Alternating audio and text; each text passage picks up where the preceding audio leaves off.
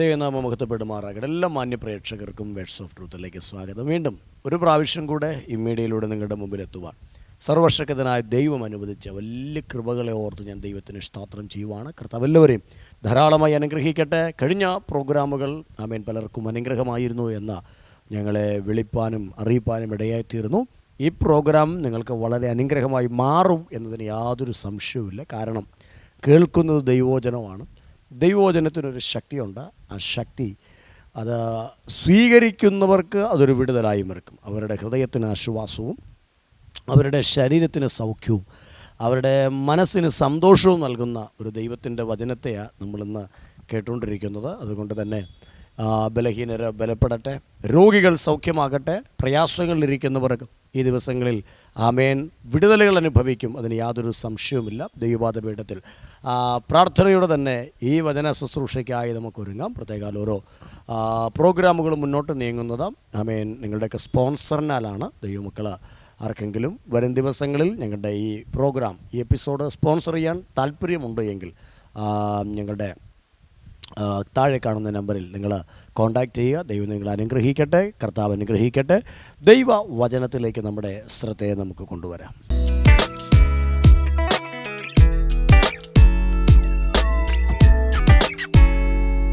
കർത്താവിൻ്റെ നാമം മഹത്വപ്പെടുമാറാകട്ടെ. വിശുദ്ധ ബൈബിളിൽ സംഖ്യാപുസ്തകത്തിലേക്ക് വരാം. അതിൻ്റെ 17-ാമത്തെ അധ്യായം അതിൻ്റെ 10-ാമത്തെ വാക്യം അവിടെ ഇങ്ങനെ പഠിപ്പിക്കുന്നു: യഹോവ മോശയോട് അഹരോൻ്റെ വടി മത്സരികൾക്ക് ഒരടയാളമായി സൂക്ഷിക്കേണ്ടതിന് സാക്ഷ്യത്തിൻ്റെ മുമ്പിൽ തിരികെ കൊണ്ടുവരിക. ആമേൻ. കർത്താവിൻ്റെ വചനം നമ്മൾ വായിച്ചത് ഇങ്ങനെയാണ്. ഞാൻ ആ വാക്യത്തിൻ്റെ ഒരു ഭാഗം മാത്രം ഞാൻ എടുത്ത് ജസ്റ്റ് ഒന്ന് നിങ്ങളോട് ഷെയർ ചെയ്യാൻ താല്പര്യപ്പെടുകയാണ്. അവിടെ ഇങ്ങനെ പറയുന്നു, മോശയോട് പറഞ്ഞൊരു കാര്യമാണ്, അഹരോൻ്റെ വടി മത്സരികൾക്ക് ഒരു അടയാളമായി സൂക്ഷിക്കണം. ആമേൻ. ശ്രദ്ധിക്കുക, ഇന്ന് ഈ ശബ്ദം കേൾക്കുന്ന ചിലരോട് കർത്താവിന് പറയാനുണ്ട്, ചിലതിനെ ഒരു ടോക്കണാക്കി മാറ്റാൻ ദൈവം ആഗ്രഹിക്കുകയാണ്. ടോക്കൺ മീൻസ് അതിൻ്റെ ഇംഗ്ലീഷ് വേർഡ് ഇങ്ങനെ പഠിപ്പിക്കുന്നത്, Amen. And the Lord said to Moses, bring Aaron's rod again before the testimony to be kept for a token against the rebels. Token against the rebels.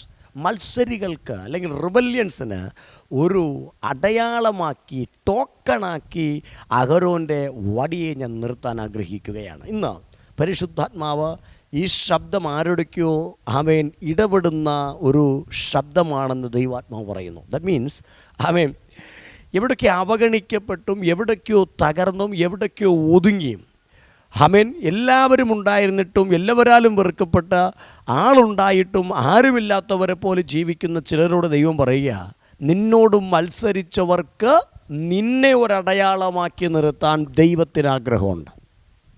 ആമേൻ. നമ്മൾ പലപ്പോഴും വീഴുന്നത് പലപ്പോഴും നമ്മളോട് പലരും മത്സരിച്ച് നമ്മളെ തോൽപ്പിക്കുമ്പോഴാണ്, അല്ലേ?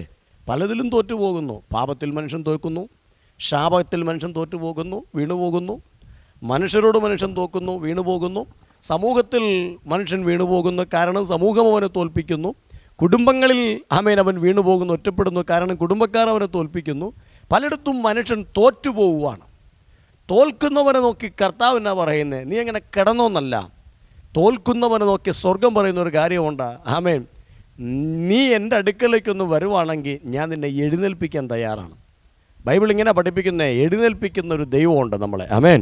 എഴുന്നേൽപ്പിക്കുന്നൊരു കർത്താവുണ്ട്. ഈ പകൽ ഞാൻ നിങ്ങളോട് പറയുവാൻ, പരിശുദ്ധാത്മാവ് ചിലതിനെ എഴുന്നേൽപ്പിക്കുന്ന ഒരു ദിവസമാക്കി ദൈവം ഇത് മാറ്റട്ടെ എന്ന് ഞാൻ ആത്മാർത്ഥമായിട്ട് പ്രാർത്ഥിക്കുവാണ്. ആമേൻ. ഞാൻ ഈ ഭാഗത്തോട്ട് വരട്ടെ. അഹരോനോട് ദൈവം എന്തിനാ ഇങ്ങനെ പറഞ്ഞേ? നമുക്കിത് എല്ലാവർക്കും അതിൻ്റെ ഞാൻ വായിച്ചത് സംഖ്യാപുസ്തകം 17-ാം അധ്യായമാണ്. നിങ്ങളതിൻ്റെ 16-ാമത്തെ അധ്യായം നിങ്ങൾ ചുമ്മാ ഇരിക്കുമ്പോൾ നിങ്ങൾ വായിക്കണം. അതിനകത്ത് കുറച്ച് കാര്യങ്ങൾ പഠിപ്പിക്കുന്നുണ്ട്. ആമേൻ. ഈ ദൈവജനത്തോട് അല്ലെങ്കിൽ മോശയോട് അഹരോനോടൊക്കെ പിറുപിറുത്ത ചില കുടുംബങ്ങളെ ലേവി ഗോത്രത്തിനകത്ത് കാണാൻ പറ്റും. അത് 16-ാം അധ്യായം വായിച്ച് നോക്കുമ്പോൾ എൻ്റെ ആരംഭവാക്യങ്ങൾ എങ്ങനെ പഠിപ്പിക്കുന്നത്? ലേവിയുടെ മകൻ്റെ മകൻ്റെ മകൻ കോരഹ്. ആമേൻ. കോരഹും തൻ്റെ കുടുംബങ്ങളും അല്ലെങ്കിൽ പുത്രന്മാരും, ദാഥാനും കുടുംബവും പുത്രന്മാരും, അബീരാമും കുടുംബവും പുത്രന്മാരും, ഇവരാ മോശയ്ക്കും അഹരോനും വിരുദ്ധമായി അവർ ചില ആമേൻ പ്രവൃത്തികളൊക്കെ ചെയ്യാൻ തുടങ്ങി. ദൈവസന്നിധിയിൽ ധൂപം കാട്ടുവാൻ ധൂപകലശമെടുക്കുകയും പലതും ആമേൻ മോശയ്ക്കും അഹരോനും മാത്രമല്ല ഞങ്ങൾക്കുമാകാമെന്ന് ചിന്തിച്ച ആമേൻ അവർ ചിലത് അഹരോനോട് മത്സരിക്കാനിടയായിത്തീർന്നു. വാസ്തവമായിട്ട് ഞാൻ നിങ്ങളോട് പറയാം, ആ മത്സരം ആമേൻ അതിന് ജയിക്കാൻ അഹരോനെ കൊണ്ട് പറ്റുന്നില്ല. കാരണം അവർ 250 പേരുണ്ട്, അവരുടെ കുടുംബക്കാരുണ്ട്. വാസ്തവമായിട്ട് ഞാൻ പറയാം, 250 പേർ ഒരുമിച്ച് നിന്നപ്പോൾ അഹരോൻ ചിന്തിച്ചു, എനിക്ക് ജയിക്കാൻ പറ്റുകയില്ല. ആമേൻ കോരഹിൻ്റെ കുടുംബം, ദാഥാൻ്റെ കുടുംബം, അബീരാമിൻ്റെ കുടുംബത്തിലെ കുഞ്ഞുങ്ങൾ ഇവരൊക്കെ ഒരുമിച്ച് നിൽക്കുമ്പോൾ പലരും ചിന്തിച്ചു ജയിക്കാൻ പറ്റുകയില്ല. എന്നെ കേൾക്കുന്ന ചിലരോട് ദൈവാത്മാവ് ഒരു ദൂതായി പറയുകയാണ്, കുടുംബങ്ങളും കുടുംബക്കാരും ഒരുപക്ഷെ നിന്നെ ഒറ്റപ്പെടുത്തി നിനക്കെതിരെ മത്സരിച്ച് നിന്നെ തോൽപ്പിക്കുമ്പോൾ പരിശുദ്ധാത്മാവ് നിന്നോട് പറയുന്നു, കർത്താവിനോട് ചേർന്ന് നിൽക്കുക. ഒറ്റയ്ക്കാണെങ്കിലും നിനക്കൊരു ജയമുണ്ടെന്ന് ദൈവാത്മാവ് ഇന്ന് നിന്നോട് ആലോചന കൈമാറുകയാണ്. എത്ര പേർക്ക് ഇത് വിശ്വസിക്കാൻ കഴിയും? പലരും നിന്നെ ഒറ്റപ്പെടുത്തി, കൂട്ടുകാർ നിന്നെ ഒറ്റപ്പെടുത്തി, കുടുംബക്കാർ നിന്നെ ഒറ്റപ്പെടുത്തി, ലോകക്കാർ നിന്നെ ഒറ്റപ്പെടുത്തി. ആമേൻ ഭാര്യയും മക്കളും നിന്നെ ഒറ്റപ്പെടുത്തി കാണും, അല്ലെങ്കിൽ ഭർത്താവും മക്കളും നിന്നെ ഒറ്റപ്പെടുത്തി കാണും. ആരും ആയിക്കൊണ്ട് പോട്ടെ, ഈ ശബ്ദം കേൾക്കുന്ന നിന്നോട് മത്സരികളുടെ ഇടയിൽ കർത്താവിന് ഇഷ്ടപ്പെടുന്ന നിന്നെ കർത്താവ് ഒരു അടയാളമാക്കി മാറ്റാൻ താല്പര്യപ്പെടുകയാണ്, അല്ലേ? വലിയൊരു കൂട്ടം, ആ 16-ാമത്തെ നിങ്ങൾ വായിച്ചു നോക്കിയാൽ അറിയാം, 1-2 പേരൊന്നുമല്ല, 250 പേരെ തീ ദഹിപ്പിച്ച് കളഞ്ഞു. കോരഹിനെ ദാഥാനെ അബീരാമിനെ വീടോടെ ഭൂമി പിളർന്ന് വിഴുങ്ങിക്കളഞ്ഞു എന്ന് ബൈബിളിൽ 16-ാമത്തെ രേഖപ്പെടുത്തിയിട്ടുണ്ട്.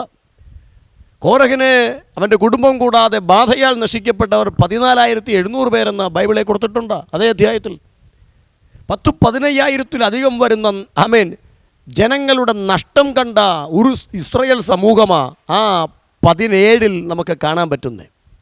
ഈ 17-ാം അധ്യായത്തിൽ ഞാൻ പറയുന്നല്ലോ, ഒറ്റ ദിവസം കൊണ്ട് നടന്ന സംഹാരമെന്ന് പറയുന്നത് 15,000-ത്തിന് മേലെയാണ്. അതൊരു വലിയ സംഭവം, വലിയ ഇൻസിഡൻറ്റാണ്. 1-2 പേര് മരിക്കുന്നത് പോലല്ല, 5-10 പേര് മരിക്കുന്ന പോലെ 15,000 പേര് മരണപ്പെടുക എന്ന് പറഞ്ഞാൽ, ഒരു ബാധയാൽ സംഹരിക്കപ്പെടുക എന്ന് പറഞ്ഞാൽ, ഭൂമി പിളർന്ന് വീടടക്കം താഴേക്ക് പോവുക എന്ന് പറഞ്ഞാൽ, ആമേൻ തീ വീഴുന്ന 250 പേർ വെന്തു പോവുക എന്ന് പറഞ്ഞാൽ, ഇതൊക്കെ നിസ്സാര കാര്യമൊന്നുമില്ല. ആമേൻ ഒരു വലിയ സംഭവം, വലിയ ഇൻസിഡൻ്റ് അവിടെ കഴിഞ്ഞു.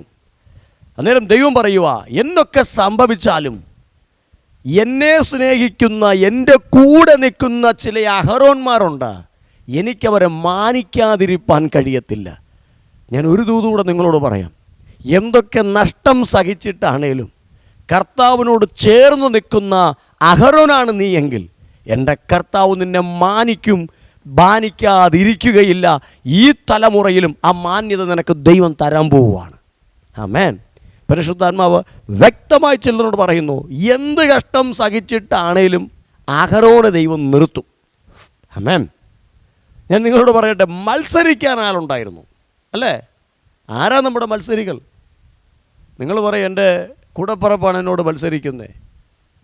ഈ തലമുറയിലെ നമ്മൾ ചിന്തിക്കണം, നമ്മളോട് മത്സരിക്കുന്നത് ആരാ? യിരെമ്യാ പ്രവാചകൻ്റെ പുസ്തകം 12-ാം അധ്യായം 5-ാമത്തെ വാക്യം നിങ്ങൾ വായിച്ചിട്ടുണ്ടോ? അവിടെ എങ്ങനെ ദൈവവചനം പഠിപ്പിക്കുന്നത്? കാലാളുകളോടുകൂടെ നീ മത്സരിച്ച് ഓടി തോറ്റുപോയാൽ തീർന്നില്ല, കുതിരകളോട് നീ എങ്ങനെ മത്സരിച്ച് ഓടും? അതിൻ്റെ അർത്ഥം ഈ കാണുന്ന കാലാളുകളല്ല ആമേൻ യഥാർത്ഥമായ മത്സരികൾ. പിന്നെയോ അതിനുമപ്പുറം ചില കുതിരയുടെ ശക്തിയെ പ്രവാചകൻ ആമേൻ വെളിപ്പെടുത്തുന്നുണ്ട്. അപ്പം ഞാനതേക്കുറിച്ച് ഇങ്ങനെ പറയും, അതാരാ ആ ശക്തി? ഒരു മൃഗത്തോട് പോരടിച്ച് ജയിക്കുമെന്നാണോ? അല്ല. നമുക്ക് പോരാട്ടമുള്ളത്, പുതിയ നിയമത്തിൽ എഫേസ്യ ലേഖനത്തിൽ ഇങ്ങനെ പഠിപ്പിക്കുന്നത്, നമുക്ക് പോരാട്ടമുള്ളത് ജഡരക്തങ്ങളോടല്ല, വാഴ്ചകളോടും അധികാരങ്ങളോടും ദുഷ്ടാത്മസേനകളോടും അത്രേ. പരിശുദ്ധാത്മാവ് ഇതിനകത്ത് ഈ ശബ്ദം കേൾക്കുന്ന നിങ്ങളോട് പറയുക, ഇന്ന് ആരാ നിന്നോട് മത്സരിക്കുന്നേ? ഞാൻ നിങ്ങളോട് പറയാം, കുടുംബക്കാരല്ല കേട്ടോ, അവരങ്ങനെ കാണണ്ട. ചിലപ്പോൾ നമുക്ക് തോന്നിയേക്കാം മത്സരമാ, ആയിക്കോട്ടെ. നിൻ്റെ ബിസിനസ്സിന് തടസ്സമായി മറ്റൊരാൾ ബിസിനസ് ചെയ്യുമ്പോൾ മത്സരമാ, ആയിക്കോട്ടെ. ആമേൻ. നിൻ്റെ ജോലിക്ക് തടസ്സമായി മറ്റൊരാൾ ജോലി ചെയ്യുന്നത് ആമേൻ നിനക്കൊരു മത്സരം പോലെ തോന്നിയേക്കാം, ആകട്ടെ. പക്ഷെ ചിന്തിക്കുക, അതൊക്കെയൊന്നുമല്ല റിയൽ. അതിനുമപ്പുറം ദൈവവചനം പഠിപ്പിക്കുന്നു, നമ്മളോട് പോരടിക്കുന്നതും നമ്മളോട് മത്സരിക്കുന്നതും ആമേൻ കാലാളുകളല്ല, പിന്നെയോ അതിനുമപ്പുറത്ത് മറ്റൊരു ശക്തിയുണ്ട്, അത് ദുഷ്ടാത്മശക്തിയാണ്. ആമേൻ. എത്ര പേർക്കത് വിശ്വസിക്കാൻ കഴിയും? ഇന്ന് പോരാട്ടം നിനക്കെതിരെ വെല്ലുവിളിക്കുന്നുണ്ടെങ്കിൽ, രോഗങ്ങൾ നിൻ്റെ ജീവനെതിരെ മത്സരിച്ച് പോരാടുകയാണോ? ആമേൻ. നിൻ്റെ വിദ്യാഭ്യാസത്തിനെതിരെ ശത്രു മത്സരിച്ച് പോരാടുകയാണോ? നിൻ്റെ നന്മയ്ക്കെതിരെ ശത്രു മത്സരിച്ച് പോരാടുകയാണോ? പരിശുദ്ധാത്മാവ് പറയുന്നു, ആമേൻ, മത്സരികൾക്ക് നിന്നെ ഒരടയാളമാക്കി മാറ്റാൻ ദൈവത്തിന് ആഗ്രഹമുണ്ട്. ഈ കഴിഞ്ഞ ആ ദിവസങ്ങളിൽ ഒരു മാതാവ് ഒരു മകളെയും കൊണ്ട് ഞങ്ങളുടെ ചർച്ചിൽ വന്നു. ആ മകള് ഒത്തിരി നിരാശ, രണ്ട് വർഷത്തിനിപ്പുറമായി രാവിലെ എഴുന്നേറ്റ് എല്ലാ ദിവസവും വെറുതെ കരയും. മകൾക്കൊന്നും ചെയ്യാൻ പറ്റുന്നില്ല. ഞാൻ ആ മകളെ വിളിച്ച ജസ്റ്റ് ഒന്ന് കൗൺസിൽ ചെയ്യുമ്പോൾ പെട്ടെന്ന് മകൾ പറഞ്ഞതാ, അങ്കിൾ ഭയങ്കര നിരാശയാണ്. എന്നാ കാര്യം? എൻ്റെ കൂടെയുള്ള എല്ലാ പിള്ളേരും നല്ല നിലയിൽ പഠിക്കുന്നു, എനിക്ക് പഠിക്കാൻ പറ്റുന്നില്ല. എൻ്റെ കൂടെയുള്ള പല പിള്ളേർക്കും ജോലിയായി, എനിക്കൊരു ജോലിക്ക് പോകാൻ പറ്റുന്നില്ല. എൻ്റെ കൂടെയുള്ള എല്ലാ പിള്ളേരും ആക്റ്റീവാണ്, ഞാൻ മാത്രം നിരാശയായിപ്പോയി. കണ്ണുനീരിങ്ങനെ വാർന്നൊഴുകും. ആമേൻ. അമ്മ പറഞ്ഞാലും കരച്ചു നിർത്തത്തില്ല. കരയാൻ വെറുമൊരു കാരണം മാത്രമല്ല, ശത്രുവായ പിശാചിൻ്റെ പിടിയിലായിപ്പോയി ആ കുട്ടി.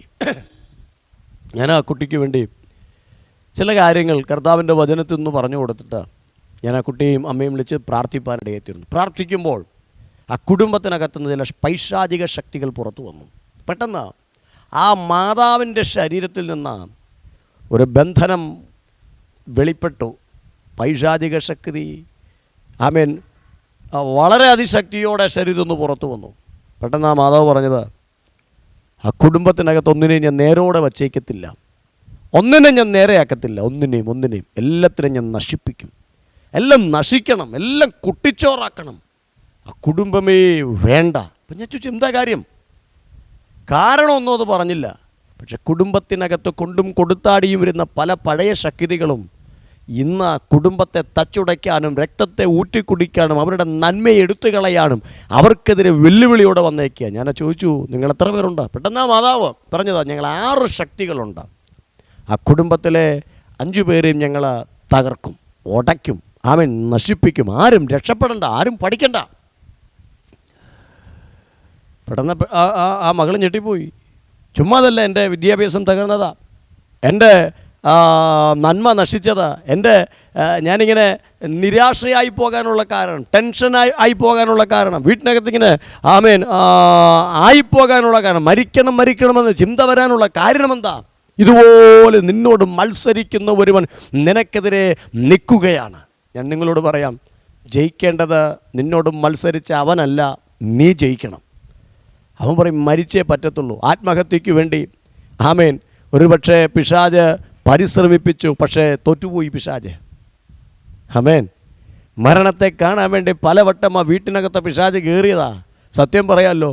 എങ്കിലും പൊരുതി തോപ്പിച്ചു. ആമേൻ. വക്കോളം പോയിട്ട് തിരിച്ചു വന്ന കുടുംബമാണ്. മരണത്തിൻ്റെ വക്കോളം പോയിട്ട് തിരിച്ചെത്തിയ കുടുംബമാണ്. ആമേൻ. നിന്നോട് ആരാ മത്സരിക്കുന്നേ? ഈ ലോകത്തിന് ചില ശക്തികളുണ്ട്. കാലാളുകളോടല്ല നമ്മൾ മത്സരിക്കേണ്ടത്, അതിനുമപ്പുറം മറ്റൊരു പൈശാചിക മണ്ഡലമുണ്ട്. ഈ ദിവസങ്ങളിൽ തിരിച്ചറിയുമെങ്കിൽ അവനോട് പൊരുതാ. തോൽക്കേണ്ടത് നീയല്ല, നീ ജയിക്കട്ടെ.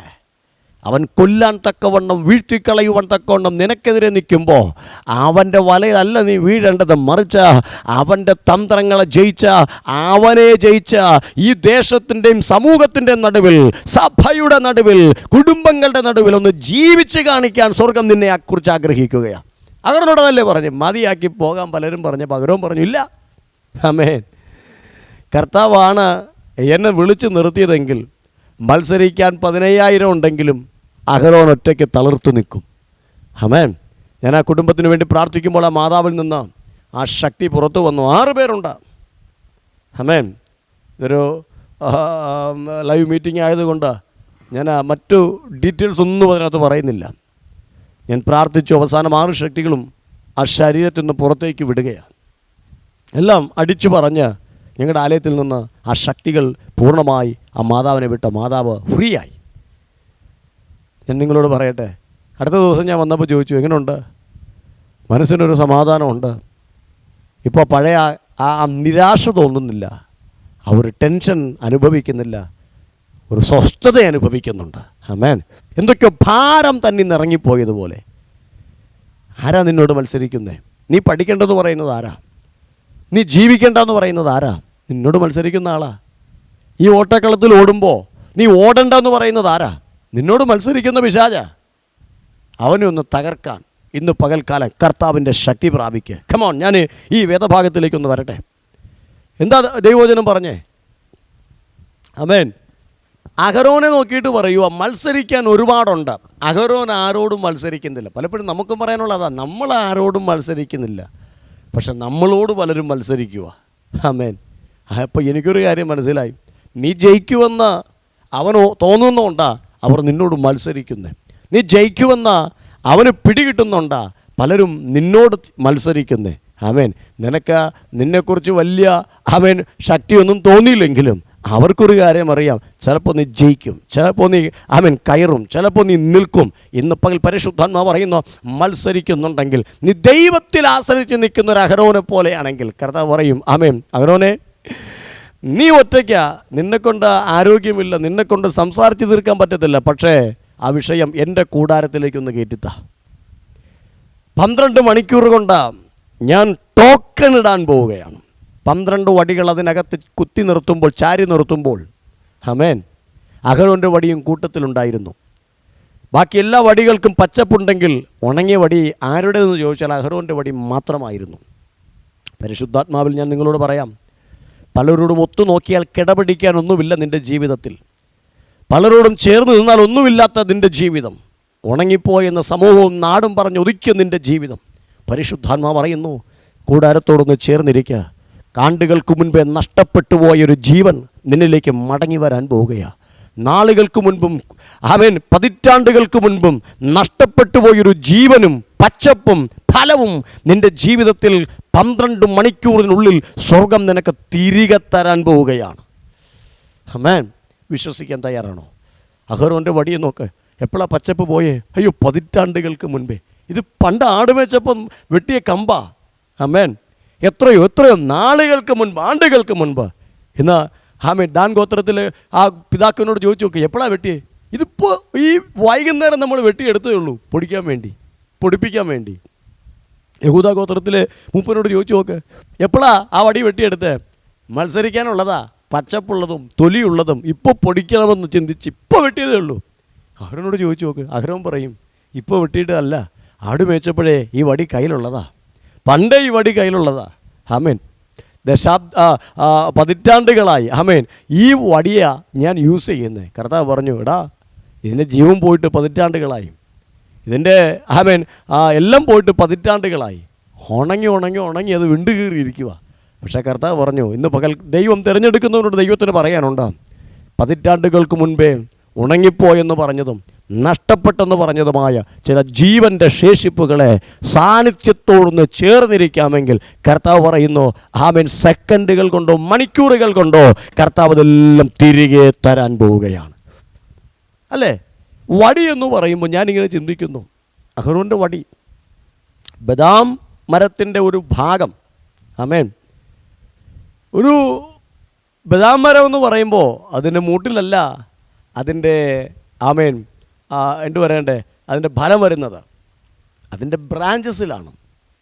അഹരോൻ്റെ കയ്യിലിരിക്കുന്നത് ഒരു ബ്രാഞ്ചാണ്, ഒരു കൊമ്പ്, അതിൻ്റെ ഒരു കമ്പാണ് തൻ്റെ കയ്യിലിരിക്കുന്നത്. എൻ്റെ ഭാഷയിൽ പറഞ്ഞാൽ കൊമ്പ് ഫലം കായ്ക്കേണ്ടതാ, പക്ഷെ ഉണങ്ങിപ്പോയ കൊമ്പിനെ കർത്താവ് പറയുന്നു, ഇവിടെ നാളുകളായി ഒരു ഫലവും ആരും കണ്ടില്ലായിരിക്കാം, ചിലതൊക്കെ നീയും കാണുന്നില്ലായിരിക്കാം, പക്ഷെ കർത്താവിനോട് ചേർന്ന് നിൽക്കുന്നവനോട് ദൈവത്തിന് പറയാനുണ്ട്, എഴുതിയിട്ടോ, ആമേൻ, അന്നു മുതൽ ഇന്നു വരെ ജീവനില്ല, ഫലമില്ല, ഇലയില്ല, വേരില്ലെന്ന് പറഞ്ഞെങ്കിൽ സാന്നിധ്യത്തോട് ചേർന്ന് നിന്നാൽ കണക്കുണ്ട്.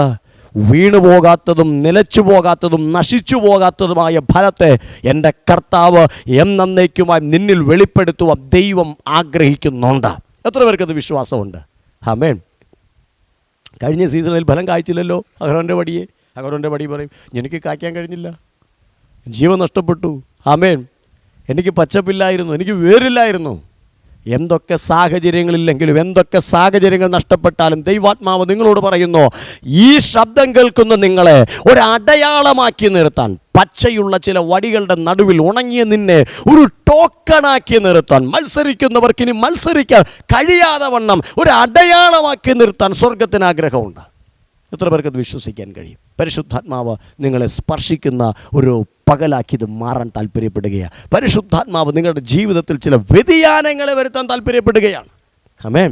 എൻ്റെ ദൈവം പറയുക, കർത്താവ് പറയുക, ആമേൻ, നിങ്ങളുടെ ജീവിതത്തിൽ ചില പച്ചപ്പുകൾ ഇല്ലാത്തതിനെ വരുത്താൻ ദൈവത്തിനറിയാം. അല്ലേ? ഞാനിങ്ങനെ ചിന്തിച്ചു, ആർക്കാണ് ഈ അഹരോൻ്റെ വടി അടയാളമാക്കി മാറ്റിയത്? മത്സരികൾക്ക്. ആമേൻ, മത്സരികൾക്ക്. അപ്പം അഹരോന് വേണ്ടിയിട്ടല്ല സത്യം പറഞ്ഞാൽ ഈ വടിയെ ആമേൻ അങ്ങനെ പച്ചപ്പാക്കിയത്. അഹരോനറിയാം, പച്ചപ്പ് കണ്ടില്ലെങ്കിൽ എനിക്കൊരു കാര്യം അറിയാം, ആ പച്ചപ്പ് അവിടെ ഉണ്ട്, ആ സാന്നിധ്യം അവിടെ ഉണ്ട്, ആ മഹത്വം അവിടെ ഉണ്ട്. പക്ഷെ ഇതാരാ മനസ്സിലാക്കേണ്ടേ? ഇന്ന് പകൽക്കാലം നീ ഇച്ചിരി ബലഹീനെന്ന് തോന്നിയാലും, നീ ഇച്ചിരി ഭാരത്തോടെ ഇരിക്കുന്നെങ്കിലും, നീ ഇച്ചിരി പ്രയാസത്തോടെ ഇരിക്കുന്നെങ്കിലും, നിനക്കെതിരെ നിൽക്കുന്ന ചില ശക്തികൾ ഈ ദിവസങ്ങളിൽ ചിലത് കാണാൻ പോവുക. നിനക്കെതിരെ നിൽക്കുന്ന ചില പോരാട്ടങ്ങൾ, നിനക്കെതിരെ നിൽക്കുന്ന ചില മന്ത്രവാദങ്ങൾ, നിനക്കെതിരെ നിൽക്കുന്ന ചില പൈശാചിക ആധിപത്യങ്ങൾ ഈ ദിവസങ്ങൾ ചിലത് കാണാൻ പോവുക. എന്നാ കാണാൻ പോകുന്നേ? ആമേൻ, നിന്നെ ഒരു ടോക്കണാക്കി മാറ്റി, ഒരു അത്ഭുതമാക്കി ദൈവം ദേശത്ത് നിർത്തുന്നത് ആമേൻ ചിലരെ കാണാൻ പോവുകയാണ്. ദാവീദ് പണ്ട് പറഞ്ഞത് ഓർമ്മയില്ലേ? എന്നെ പകയ്ക്കുന്നവർ കണ്ട് ലജ്ജിക്കേണ്ടതിന് എനിക്ക് നന്മയ്ക്കായിട്ട് ഒരു ടോക്കൺ തരണം, ഒരു അടയാളം തരണം. സങ്കീർത്തനം 86:17. ആമേൻ. നന്മയ്ക്കായിട്ട് ഒരു ടോക്കൺ, അല്ലേ? നന്മയ്ക്കായിട്ട്. ഇന്ന് ഞാനും നിങ്ങളോട് പറയാം, കർത്താവിനോട് ചോദിക്കുന്നവർക്ക് കർത്താവ് നന്മയ്ക്കുള്ള ടോക്കൺ നൽകും. ആ ടോക്കൺ നൽകിയാൽ പിന്നെ 12 ഗോത്രക്കാർക്കും നിന്നോട് മത്സരിക്കാൻ പറ്റത്തില്ല. കാരണം നീ അതിനു മേലെ ഉയരങ്ങളിലാണ് നിൽക്കുന്നത്. മത്സരിച്ചാൽ അവർ എത്തുകയില്ല. തകർന്നു നിൽക്കുന്നവരോട് ഞാൻ ആത്മാവിൽ കൈമാറുക, പ്രാർത്ഥിക്കാൻ പറ്റുമോ? സാന്നിധ്യത്തോടൊന്ന് ചേർന്ന് നിൽക്കാൻ പറ്റുമോ? നിന്നോട് മത്സരിക്കുന്നവർക്കും നിന്നെ ഒരു അടയാളമാക്കി മാറ്റും. അവരുടെ നടുവിൽ നിന്നെ അടയാളമാക്കി നിർത്തും. ഞാൻ നിങ്ങൾക്ക് വേണ്ടി പ്രാർത്ഥിക്കാൻ താല്പര്യപ്പെടുകയാണ്. പരിശുദ്ധാത്മാവ് ആമേൻ ആരോടൊക്കെയോ സംസാരിക്കുന്നുണ്ട്. തകർന്ന ചിലത്, മന്ത്രവാദത്താൽ പൊളിഞ്ഞുപോയ ചിലത്, ഇനി എനിക്ക് ജീവൻ വരത്തില്ലെന്ന് പറയുന്ന ചിലത്, പരിശുദ്ധാത്മാവ് പറയുന്നു, ഇല്ല, നിന്നെ ടോക്കണാക്കി അടയാളമാക്കി നിർത്താൻ എൻ്റെ ദൈവം ആഗ്രഹിക്കുകയാണ്. ഒരു നിമിഷം എന്നോടൊപ്പം ചേർന്ന് കണ്ണുകളടച്ചൊന്ന് പ്രാർത്ഥിക്കുക. ചില രോഗികളെ പരിശുദ്ധാത്മാവ് തൊടുക. രോഗം നിന്നോട് പോരാടിയിട്ട് നിനക്ക് ജയിക്കാൻ കഴിയുന്നില്ല. രോഗബലഹീനത നിത്യം ചില വർഷങ്ങളായി രോഗത്തിനടിമപ്പെടുന്നവർ പ്രാർത്ഥിക്കുക. എന്നോടൊപ്പം ചേർന്നൊന്ന് പ്രാർത്ഥിക്കാമെങ്കിൽ കർത്താവ് നിങ്ങളെ സ്പർശിക്കാൻ പോവുക. ഇന്ന് ജയിക്കാനൊരു ടോക്കൺ ദൈവം നിൻ്റെ മേലിടുകയാണ്. പരിശുദ്ധനായ ദൈവമേ, നല്ല കർത്താവേ, ഞാൻ പ്രാർത്ഥിക്കുന്നു. കർത്താവ്, പലതിനോടും പോരാടി നിൽക്കുന്ന പ്രിയപ്പെട്ടവരുണ്ട്. കടബാധ്യതയോട് പോരാടിയിട്ട് മരണത്തെ മുഖാമുഖം കണ്ട് നിൽക്കുന്നവരുണ്ട്. ആത്മഹത്യ ചെയ്യണമോ വേണ്ടയോ എന്ന കൺഫ്യൂഷനിലിരിക്കുന്ന ചിലരുണ്ട്. ഞാൻ യേശുവിൻ്റെ നാമത്തിൽ പ്രാർത്ഥിക്കുന്നു. കർത്താവ്, മരണമല്ല ജയിക്കേണ്ടത്, മരണത്തെ അവർ ജയിക്കട്ടെ. അവരൊരു അടയാളമാക്കി ഇന്നും ആ മരണം കാണുക. അവൻ കർത്താവെ അവരെ നിർത്തട്ടെ. ഞാനങ്ങനെ പ്രാർത്ഥിക്കുന്നു. അതുപോലെ കർത്താവെ, രോഗങ്ങൾ അവരെ തോൽപ്പിക്കുന്നുണ്ട്.